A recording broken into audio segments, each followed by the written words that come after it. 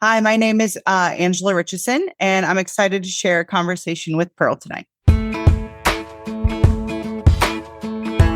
Hey everybody, it's Pearl Chiarenza, and you are listening to another Conversations with Pearl. And today I'm excited to bring a really special guest. She's actually a friend of mine here in the Tampa Bay area. And I wanted to have her come on and share her journey, her story, and all the amazing things she does for our area. And so without further ado, I want to introduce you to my friend, Angie Richison. She is a marketing professional, networking lover. She does love networking. Single mother of a senior in high school. I can't believe it. Cheerleader from the grandstands at his football games, and 49-year-old grateful to be living every day. She is such an introvert as much as an extrovert, and she says she struggles at finding balance, but thrives in chaos too. Welcome to the show. Thanks. So excited to have you. So hard to write about yourself.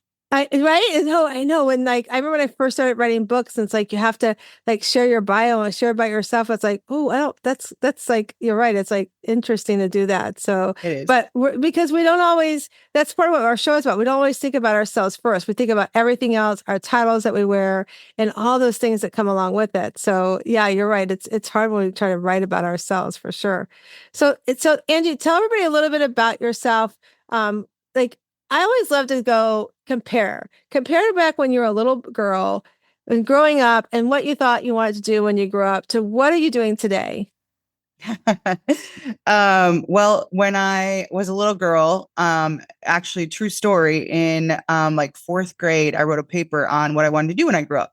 And I found it later in life. And my mom's best friend was a real estate agent. And I wrote a paper back then about wanting to be a realtor. And I thought she had an amazing job. She was always happy. She was helping people who were happy with their results. But I never really did anything about it. And when I went to college, I was following in the footsteps of my mom, who's a very successful businesswoman. And she's like, back then, 30 some years ago, she's like, you should get into this marketing thing. It's like the new buzzword, marketing. And so I did. And I went for marketing in college, and then randomly happened to take too many economics classes because I loved it, and ended up with an economics minor. And then really thought I was going to end up in the retail world. I had always worked retail from the time I was 16 all the way through college, working at the mall, and thought I was going to be a buyer. My first internship in college, I was a big believer in internships. And I did an internship for Lane Bryant at their flagship store and worked with their buyers from New York. I thought it was awesome, so cool. And I was in my sorority house, and somebody said, I'm doing this really cool job in motorsports. You might like that. And my dad used to build old hot rods. And I was like, what do you mean in motorsports? I used to have to go to all those, hot rod shows and all that. And she said, yeah, I sell monster truck tickets and supercross tickets. And I said, well, that sounds pretty cool. And so I gave her my resume that night. And the next morning at 8:00 in the morning, we all know college students are not up at 8. I got a phone call. And a gentleman gave me a call and said, we want to interview you. Can you be here in an hour? So I hustled over and I got there, and he said, well, what makes you think you can sell monster truck tickets? And I said, well, if I can sell lingerie to plus size women, I could probably sell monster truck tickets. And that's a true story. That's exactly how I responded. And because it had just kind of started coming out, and, you're talking 35 years ago. And I said, I'm finding a way to market it and make it something that we're doing really well in selling. And that was what they had me specializing in at the store. So he said, well, let's give it a try. And I was in that career for 30 years until COVID at the same company that got bought out 6 times. So, and then COVID came and knocked out live entertainment. But I will tell you, I used my economics background as much as I did marketing, because, ticketing is, as we all know, supply and demand. And so then when COVID came and I had to figure out what I wanted to do with my life, I kind of went back to that paper that I wrote and said, maybe it's time to finally get my real estate license. And so I went and took the test, and I did. And 1 in 7 people in Hillsborough County here in the Tampa area have their real estate license. And I love doing business, and I love doing business with other business people. And so I decided to not go that route and go into the mortgage side and use my marketing background. And so I was marketing a mortgage company for 2 years. and working with real estate agents, and then stepped back and said, this really isn't my overarching passion. Because what I really loved about what I did in the motorsports world was the payoff of seeing the kids come to the show and be so excited to meet the driver, see the trucks. And I was missing that part of a transaction. And I finally said, you know, behind the scenes is great. And I know I'm helping people, but I really want that fulfillment at the end and getting to the closing table with them. So I made the decision to transition myself into the real estate and doing it more part-time, full-time, because I also stepped back into motorsports as well. So I'm doing both right now. Wow, that's and I know I remember when I first met you, you were doing the motorsport stuff, and then the mortgage, right after COVID, then you did the mortgage stuff. And one of the things I loved about you was your spirit. Like you definitely you care for the person you listen to. You definitely, how can I connect to? And those are things that I love to do. Like who can I connect with? Who is that connection? But I also liked what watching you on social media and in person, watching how you also connect it with the realtors, like for their open houses. And as somebody who used to do mortgages, that was something that I remember I missed too, was like going to the open houses and supporting the agents and kind of being part of that scene of the people walking through the houses. But I never wanted to wear the other hat. I never wanted to be on the other side. I love the number side of it all, but I can see like the passion and that like you said, like that. Here they the keys of this beautiful home that some of the clients work so hard to get there. They sweat and tears to get to that side and to do something that you love and passionate. And I'm thinking, like when you said too, I'm going back. I wrote my notes here about the college girl getting a call at 8:00 in the morning. Can you come for an hour? Sure. I'll make it work. Right. What I loved the most about when I decided to do marketing in the mortgage side is ultimately, and I say this to this day all the time, like I just love doing business, but I love doing business in the aspect of like figuring it out and moving it forward and how maybe we can do it different. Not necessarily always better, but different, right? How do we make our stamp on it? And so that we make a name for ourselves in a world where a lot of people are doing the same thing. And where I found success in that was being able to partner with agents that, social media was kind of new to some of them. They had stepped out of another kind of business and come into real estate. They weren't used to doing social media. And so I found my niche connecting with people in helping them do social media in a different way. To the point that some of them would take a picture and test me and say, all right, I'm going to send you something. Just write me a caption and I'll post it. And I said, send me a picture of anything and we'll make it work. We can always get it back to it. Right. So somebody sent me a picture of the water tower in Apollo Beach and said, what does this have to do with real estate? Here's my test. And I said, you love where you live. You love being in a small community, in a small town, and we love where we live. And this is part of our slice of paradise, right? And she's like, how do you always do this? And, but it's really, truly just being genuine. At the end of the day, it's letting who you are shine through in what you do and finding a passion for it. And if you don't have a passion for it, then I say all the time, then don't do it. Yeah. I train a lot of people in the entertainment world, and I used to tell them all the time, when you go to an event and you don't get, your hair doesn't stand up on edge and you get goosebumps at the national anthem, go do something else. Yeah. You're in the wrong business. Because ultimately the payoff is seeing people, get excited and be there and have fun with as a family. There's so few things we get to do anymore that really impacts the whole family. And both of my jobs now do that. And I either impact them finding a home for their family, or I impact them getting a 2-hour experience with no phones, no distractions, and to go actually, be a family together. And for me, that's really rewarding still to this day. That's one of the things I've always loved about you too, is you watching your social media and getting to know you over the past couple of years. I see that. And that's so, can be rare these days because people are so busy. And, one of the things I had hoped was that after COVID, that time we had ourselves, and we wouldn't go back to that pre-COVID craziness, busyness, but I do see it's creeping back in. And, that's one of the things like I love to coach women on, is like taking time to like what are you doing for yourself? What are you doing to put yourself first? And then what are you doing to incorporate those that you love? Because we get so busy, especially as moms, we wear these titles, we wear all these things that we do, our job and everything, but we forget that we have to take care of ourselves and put ourselves first. And, we've come through COVID, and that was a big change for all of us. And you just explained, career wise, what it did for you. But you Mhm. recently also had a huge health scare that came across last year with you. Do you want to share some of that with us, with the listeners? Yeah, sure. So, I will be the first to admit, I have never figured out balance. To this day, I still don't. It's probably my biggest struggle in life is figuring out how to be the professional that I want to be, how to be the mom I want to be, how to be the friend I want to be, how to be the family member I want to be. And never found the perfect balance of being all at the same time. And it's hard. It's really hard because whether you're a mom or dad, whether you have kids or not, but if you're a professional and you're trying to get out there and really succeed, it's tough. And recently, it was kind of twofold. I was traveling for work and I was in Kentucky and it was event day. And if you know anything about, event day, like nothing gets in the way of event day.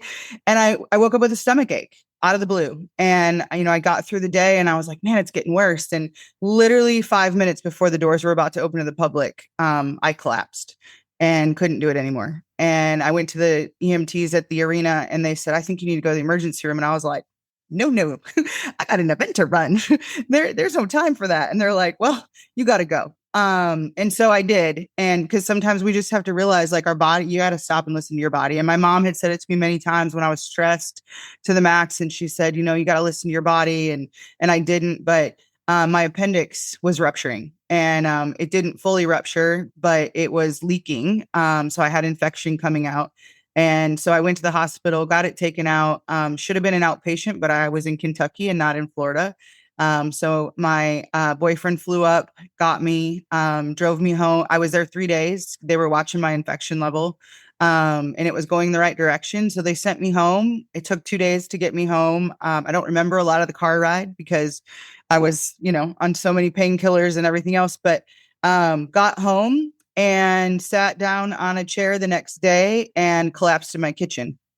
And I ended up in the hospital here in Tampa and found out that the infection wasn't all found. And I had two major abscess in my abdomen, one that they could get to and drain, and the other one that they could not get to. It was deep woven into my small bowel under my uterus and everything, and there was no clear path to get to it. But more importantly, the infection had hit my blood, and I was fully septic. And I had heard that word before, but I didn't really know what it meant. I didn't know how much it really meant, really, to me, until I was in the infectious disease department for 3 weeks, up in the hospital, and having to tell your 17-year-old son, like, you can't go more than 15 minutes away from this hospital. If you get the call, you got to get up here. My mom flew in, my sister flew in, and it was really, truly a time that I stepped back and kind of went, tomorrow's never promised, and more than ever. And luckily, obviously, I'm okay. They figured it out. It took them some time to figure out the infection and get me on the right antibiotics. And then I came home for 21 days of home health care. And I had never in my life, other than having a baby, taken myself out of working, literally, truly not answering an email, nothing for almost 6 weeks. And just finally had to say, all right, I'm listening, body. I'm here to heal, and I'm going to concentrate on nothing else but that. But I really stepped back and thought when I was in the hospital, and I lost my dad when I was 20 years old, and he was 49, and I'm 49. And I really stepped back and said, he never saw 50, and I'm going to do everything I can to see 50. And so I really took it to heart that I had to listen for once and try to find a balance, try to really listen to my body and give myself the time to rest and heal the way I needed to. So it was definitely a journey, but I can say that I'm blessed and made it through it, and I'm back working. And you're right. I'm going to go back a little bit and then we'll come back forward. And what you're sharing is you're talking about balance. I always tell my clients, Angie, that there's no balance. It's harmony. You have to figure out how to find harmony, because even if you think it's imbalance, something's going to happen. And if you allow that something to happen to take you down, then you can't figure out how to get back up. You're never going to be ever be a balance. I call it harmony, because if we can be in harmony, then when things come and, get in our way from that where our path is going, at least we've got we understand it's just a temporary thing, that hopefully it's not anything that's permanent, right?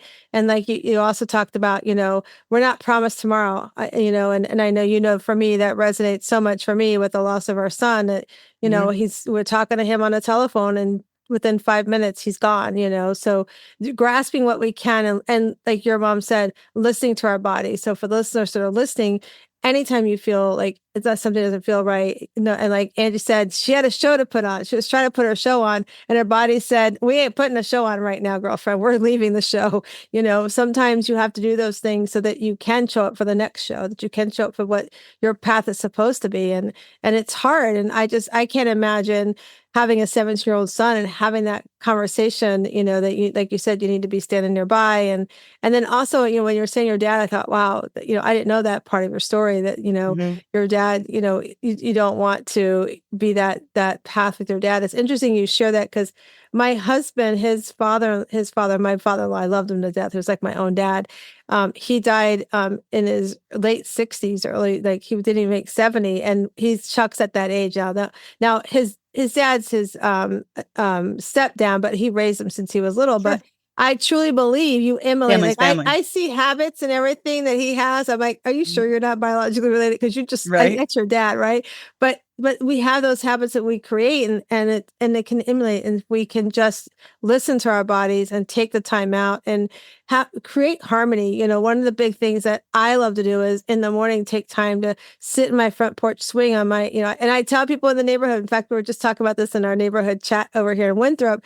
Somebody's like, "Oh, school's starting, and in our neighborhood, they're trying to cut through to get to do two different schools." And I'm like, "Just come sit on my front porch swing for a little bit. Let them all go by you." It's like, Yeah. just take that You time know, out. I went through, I mean, I said goodbye to my dad in college at wintertime, not knowing that, 2 days later he would be gone too. And it was tragic and sudden. And, having to go through that is such a process. Um, and it affects everything, every day of your life moving forward. You think of everything differently. And, for a while, I went on a health journey to lose weight a couple years ago. And, I really said, one life, live it. And I've always lived by that. And I really resonated with that quote. And that's kind of what I live my life by, because tomorrow isn't promised. And, but where the struggle for me and the road kind of meets the rubber is, you know, I'm not a perfectionist by any means, but I also sometimes feel like if I don't do it, it won't get done the best at times. And so handing off for me is hard. Delegating sometimes is hard. Trusting that other people are going to get it done to the way that I want it to get done.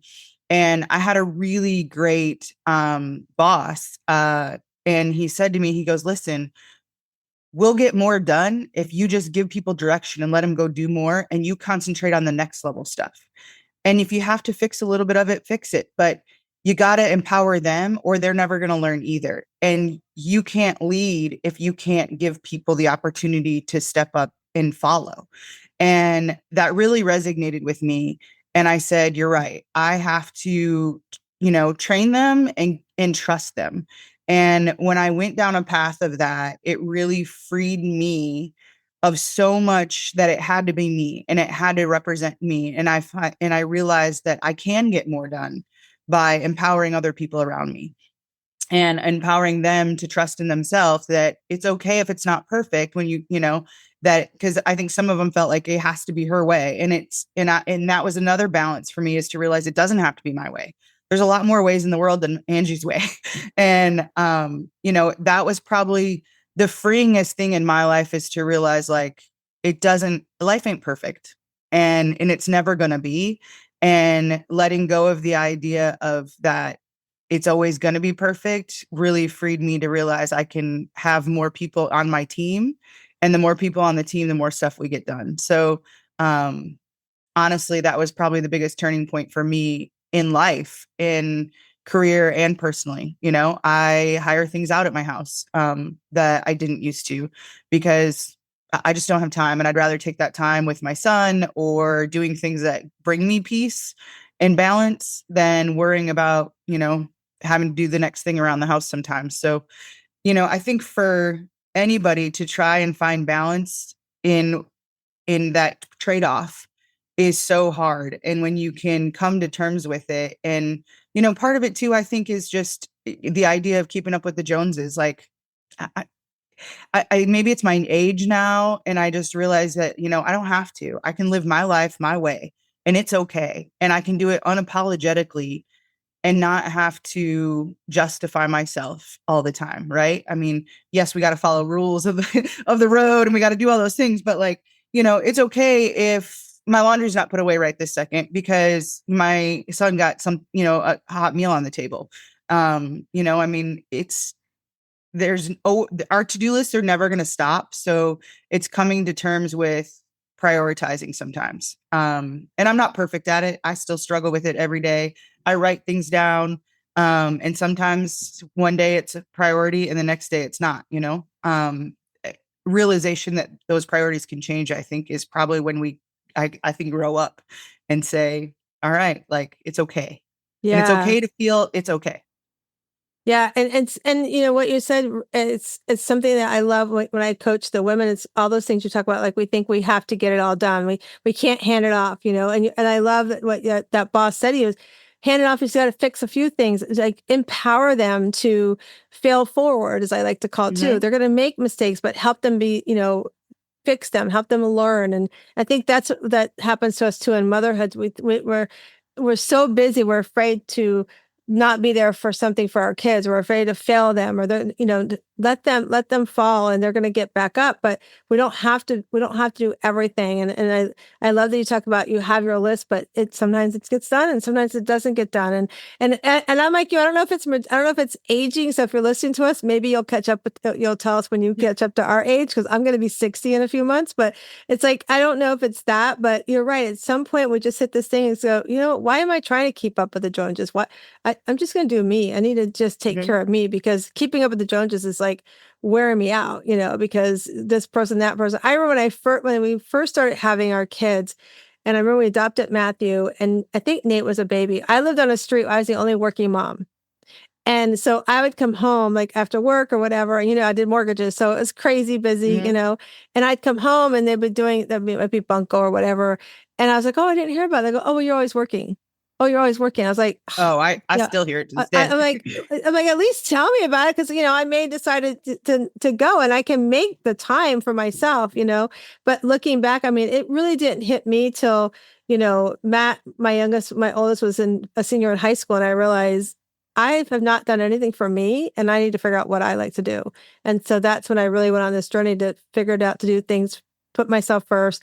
And as I did that, I realized I wasn't alone. Just like we're saying, there's many women that we figure this out later in life, like, oh my gosh, what, and what was I doing? And then also, we have to teach our kids that they don't have to do everything. They don't have to be everything to everybody. Just be you to yourself first, and then the Yeah, rest and comes.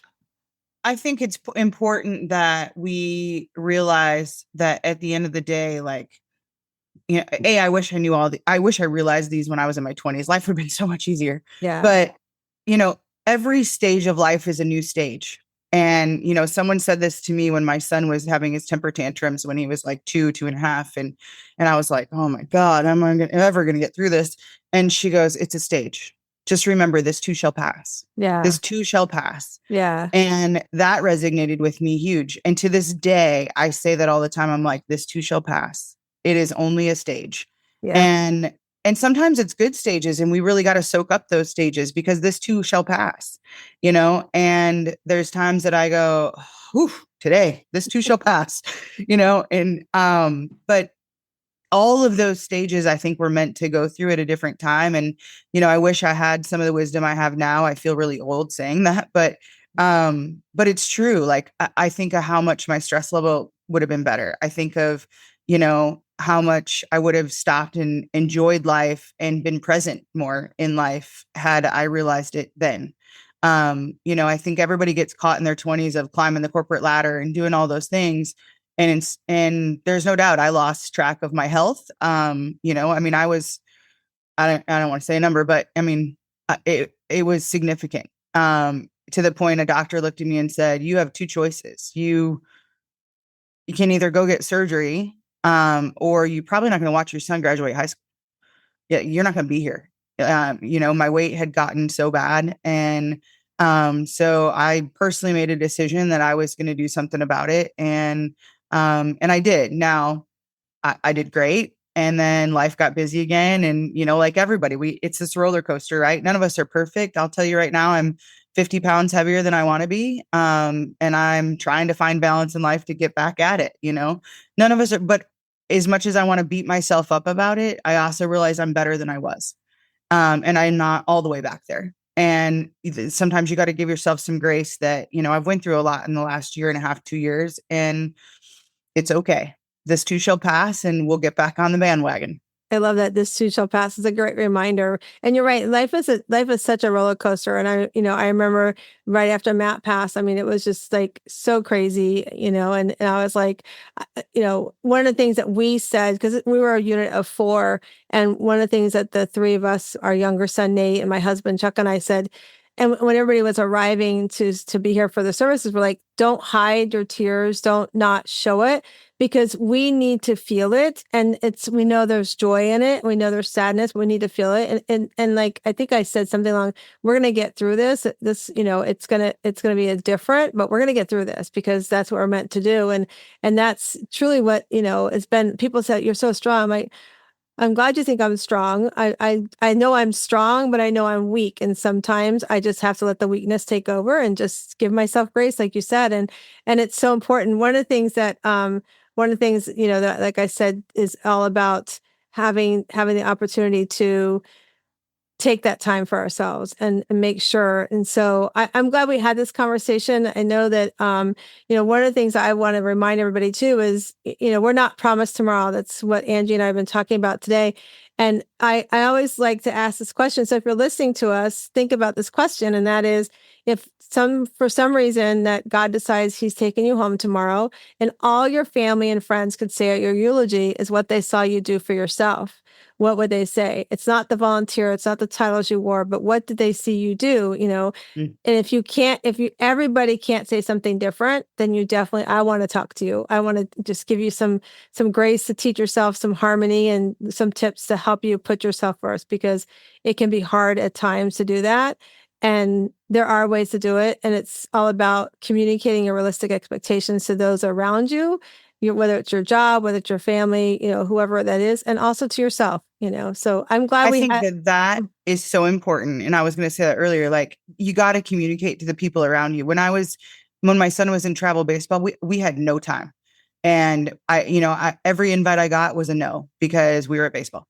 And my friends stopped inviting me, and I finally, talked to them all and said, listen, it's not that I don't want to come. It's that I'm putting my son in this stage of life first, but please keep inviting me, because a day will come that I can come. Right. And I don't want you to think that I don't want to be there. Right. And it's communicating to people maybe why you're right now in this phase of life not able to participate, because there's other things happening. And I'm getting to that stage now where, he's in football. It's not as demanding as baseball. He has his own car. I got some mom time back. And as a matter of fact, when we leave this podcast tonight, I'm going to go have Wind Down Wednesday with my girlfriends. Yay. Because I can, right? And sometimes you got to prioritize yourself. But I think if you think about what you want to leave people with, is I always say to myself, I want them to think back and think of how I made them feel of being in my presence. Did they feel like they walked away being a better person? Because of either information I brought to them, the feeling I brought to them, the empowerment that I made them feel in themselves to go do something. I think there's nothing more impactful than the feeling you leave somebody. Yeah, I totally agree with you 100%. You know, and that's really at the end of the day what that is all about. What life is about is how are you making the other person feel, and then you know, of course, how are you taking care of yourself? And I'm so glad we had this conversation. I know we don't get to see each other often, but from the minute I met you a couple years ago, you've just been somebody I love to follow. Somebody I think has got just this world of Thank you. caring and life about her. And I watched you go through the journey, and I wanted the listeners to hear from you that, you know, like you said, life can be hard and we're going to have stuff that happens, but we can get through it. And with the support system like you had and I have, it's definitely doable. And so would you tell everybody how they can reach out to you? Yeah, absolutely. You can find me on Facebook. I'm Angie Richison. On Instagram, it's Angie Richison, and would love to have you follow me. Love to answer questions. And I think one of my favorite things in the world, because I am a networker at heart, is just empowering other people. I would say women, but I think it's important for everybody. And, you know, we do succeed more with other people around us. And someone said to me one day, "You're the real life Angie's List. Like, I always go to you as my go-to because you know somebody that knows somebody." And I said, you know, that to me means I've done my job out networking and meeting people and leaving an impression that people remember me and I remember them. So, but yeah, I would love for people to reach out. And if you're going through something and you just need somebody to talk to, please reach out. I mean, nobody's life is perfect. And, you know, if we all peel away the onion and be honest with ourselves and share our stories, I think it helps everybody understand that none of us are perfect and we're just trying to get through this but not just get through it, but enjoy it. You know, I mean, we get one chance at this life and we should enjoy every second of it that we get. And I can tell you, I'm going to celebrate big in May when I turn 50 because my dad didn't get that chance. And that's what's important to me right now.